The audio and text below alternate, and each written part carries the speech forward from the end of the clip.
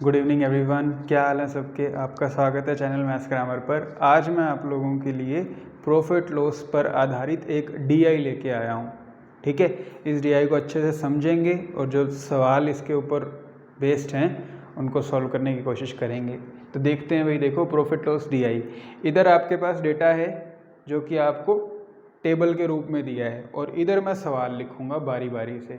तो पहले सिर्फ डीआई को समझते हैं और उसके बाद सवालों को हल करेंगे। ठीक है, तो देखो क्या बोलते हैं। दी गई सारणी का ध्यानपूर्वक अध्ययन कीजिए, टेबल का और प्रश्नों के उत्तर दीजिए। जो ये टर्म्स लिखे हैं ये मैं आप लोगों को समझाता हूँ थोड़ा सा।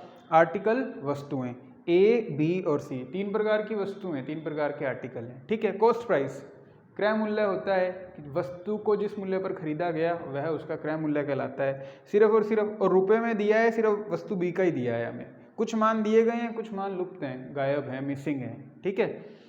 मार्कअप परसेंट, अब देखो इस टर्म का क्या मतलब है। मार्कअप परसेंट मतलब वह मूल्य, प्राइस, वह प्राइस जो क्रय मूल्य से ऊपर करके रखा जाता है।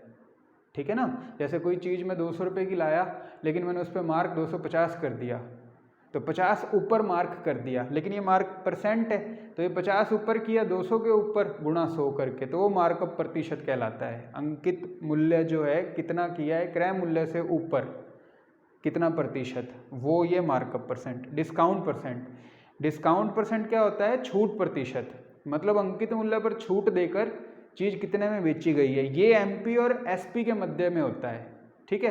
प्रतिशत डिस्काउंट बोलते हैं कि भाई छूट कितने की दी है, अंकित मूल्य पर दी गई है और गुणा 100 करके ज्ञात करते हैं। एसपी, किसी वस्तु का जिस मूल्य पर बेचा गया है वह उसका विक्रय मूल्य कहलाता है। ये भी रुपए में दिया गया है, सिर्फ यहाँ 84.48 वस्तु सी का दिया गया है। ठीक है। और ये प्रॉफिट परसेंट, लाभ प्रतिशत, ये सीपी और एसपी के बीच में होता है कि वस्तु को कितने में चीज में बेचा गया है क्रय मूल्य से ऊपर। ठीक है। और क्रय मूल्य पर ज्ञात होता है। गणना जो है लाभ प्रतिशत की वो क्रय मूल्य पर होती है। ठीक है। तो ये डेटा अपने को दिया गया है। जो मान दिए गए हैं ठीक है, जो मान नहीं दिए गए हैं उनको छोड़ दो। ठीक है। सवाल पढ़ते हैं और जो चीज़ पूछी गई है उनको सॉल्व करते हैं। पहला सवाल क्या लिखा है देखो। अभीष्ट लाभ प्रतिशत प्राप्त करने के लिए, अभीष्ट लाभ प्रतिशत प्राप्त करने के लिए मतलब जो सारणी के अंदर लाभ प्रतिशत मेंशन किया गया है वो ज्ञात करने के लिए वस्तु बी के अंकित मूल्य को क्रय मूल्य से कितना प्रतिशत बढ़ाकर रखें। आर्टिकल बी की बात कर रहा है, वस्तु बी की बात कर रहा है और बोल रहा है कि अभीष्ट लाभ प्रतिशत कितना, 3.5%। ये प्राप्त करने के लिए अंकित मूल्य को क्रय मूल्य से कितना प्रतिशत ऊपर रखना पड़ेगा। देखो आंसर जो है ना प्रतिशत में पूछा है, तो ये जो कॉस्ट प्राइस आपको दे रखा है ना, इसकी जरूरत अपने को नहीं पड़ेगी। ठीक है ना, इसकी अपने को जरूरत नहीं पड़ेगी। जो प्रतिशत में डेटा दिया है उसी के माध्यम से अपने इसको करने की कोशिश करते हैं। बहुत सारी अप्रोचेज हैं इसको करने की। आप क्रय मूल्य 100 मान के भी कर सकते हो, रेशो ज्वाइन करके भी कर सकते हो। ठीक है। मैं क्या करता हूँ, क्रय मूल्य 100 मान लेता हूँ। वस्तु बी के लिए जो सीपी है उसको 100 इकाई मान लेता हूँ, 100 यूनिट मान लेता हूँ। ठीक है।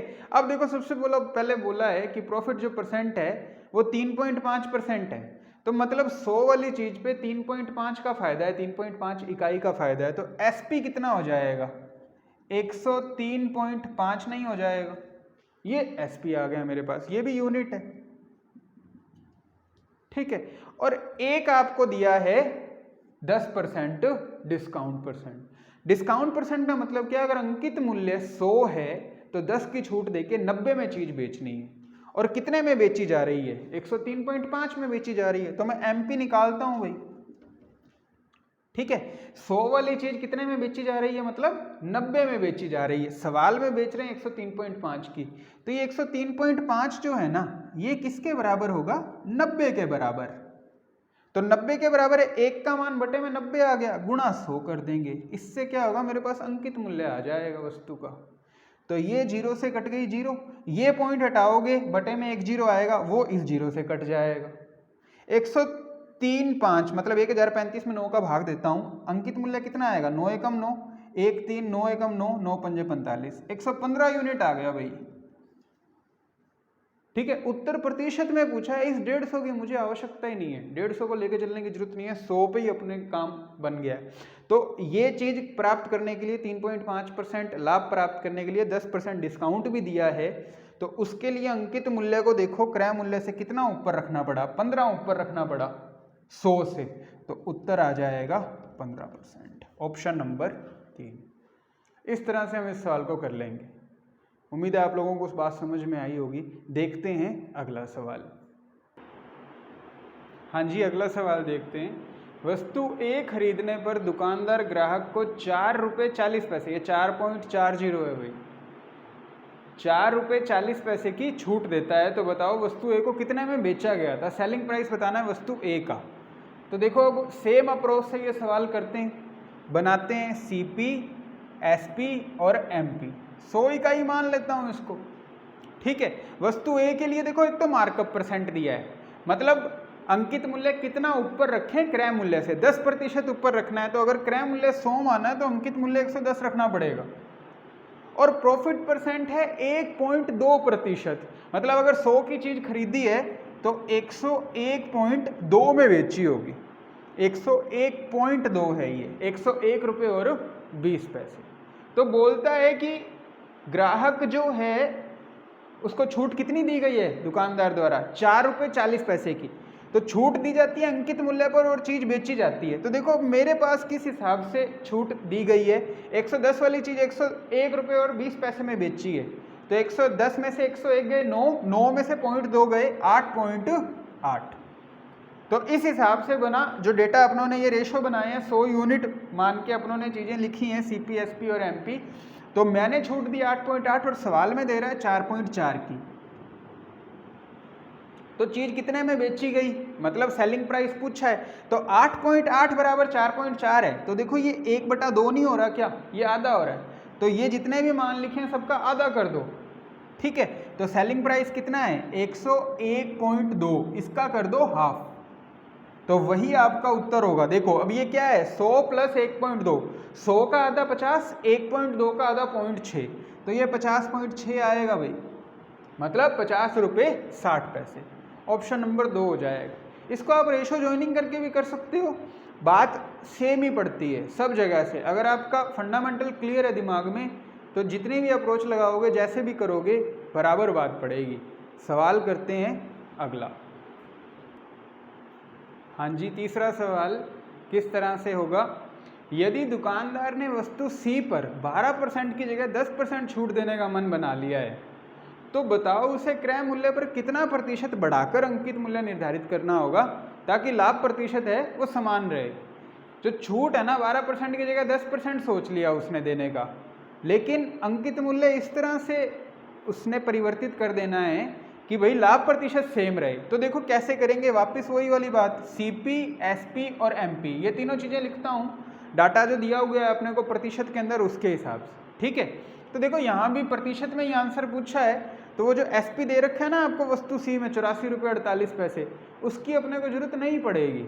अपना जो मान है वो प्रतिशत में 2 मान दे रखे हैं, उसी से बात बन जाएगी। कैसे, देखो सीपी यहाँ भी 100 मान लो, मार्कअप परसेंट 20% है, मतलब क्रय मूल्य से 20 ऊपर रखना है क्योंकि 100 माना है सीपी, तो यहाँ आ जाएगा 120, और डिस्काउंट परसेंट 12% है। अब डिस्काउंट हमेशा अंकित मूल्य पर दिया जाता है, तो 120 का 12%, अब देखो 12 × 12 होता है ना 144, तो 120 का 12%, 10 से मैं आपको करके बता देता हूँ, 14.4 की छूट मिलेगी। ठीक है, और 14.4 120 में से माइनस कर देंगे, कैसे, 120 का 12%, 10 से 0 तो कट जाएगी, ये मन में भी काट सकते हो आप, 12 12 144/10 मतलब 14.4। अब 120 में से 14 घटाओ, 106.4 घटाओगे तो 105.6 बनेगा भाई। ठीक है, इस तरह से हमने एसपी बना लिया। अब देखो वो क्या बोलता है, वो बोलता है कि ये जो अंकित मूल्य है ना, इस अंकित मूल्य पे जो छूट है वो 12% की दी गई है, 12% की ना दे करके जो छूट है वो 10% की देनी है। ठीक है, लेकिन लाभ प्रतिशत सेम रहे, मतलब 100 वाली जो चीज है ना वो जानी 105 रुपये और 60 पैसे में ही चाहिए। तो इसको नहीं अपने हिलाएंगे एसपी को, एसपी ये का यही रहेगा। तो आप देखो अब ये सवाल कैसे होगा कि अंकित मूल्य पर 10% की छूट, 10% का मतलब 1/10 होता है। मतलब अगर अंकित मूल्य 10 है ना तो चीज 9 में बेचनी है, ये चीज तो इतनी रहेगी। तो नया अंकित मूल्य मैं बनाता हूं, किस हिसाब से बनेगा, तो ये 105.6 किसके बराबर होगा, 9 के बराबर होगा ये, क्योंकि अगर अंकित मूल्य मान लो 100 भी है तो चीज 90 में बेचेंगे, बटे में 90 गुणा में 100 आ जाएगा, मैंने उसको फ्रैक्शन में कर लिया। तो ये 105.6 किसके बराबर, 9 के बराबर, और गुणा निकालेंगे 10, नया अंकित मूल्य। तो जब ये पॉइंट हटाओगे जीरो कट जाएगी। करते हैं इसको हल, 9 एकम 9, 10 में से 9 गया, एक आगे लग गया 5, 9 एकम फिर 9, 15 में से 9 गया 6, आगे लग गया 6, 66, 9 सत्ते 63, 66 में से 63 गए, सिर पे 3 पैर में 9, ये 3/9 1/3 भी होता है। तो ये आ गया नया अंकित मूल्य 117 से 1/3। समझ में आ गई बात। तो देखो क्रय मूल्य 100 और अंकित मूल्य 117 से 1/3, तो कितना प्रतिशत बढ़ा के ऊपर अंकित किया, 17 सही 1/3, 100 से ऊपर क्योंकि 100 ही मान के चल रहे हैं शुरू से, तो 17 से 1/3% ही आंसर हो जाएगा। तो ऑप्शन नंबर आपका 1 हो जाएगा भाई इस सवाल का उत्तर। 3 सवाल, 3 ही अपने को आर्टिकल दिए थे A, B और C, और उन पर आधारित 3 ही सवाल पूछ लिए गए। ठीक है, तो मुझे उम्मीद है आप लोगों को ये DI समझ में आया होगा। अगर आपको ये DI और ये क्लास अगर अच्छी लगी है और समझ में आई है सारी बात, तो प्लीज़ इस क्लास को, वीडियो को लाइक करना, वीडियोस को शेयर करना और चैनल को सब्सक्राइब करना। धन्यवाद आप लोगों का, मिलते हैं आपसे अगली क्लास में।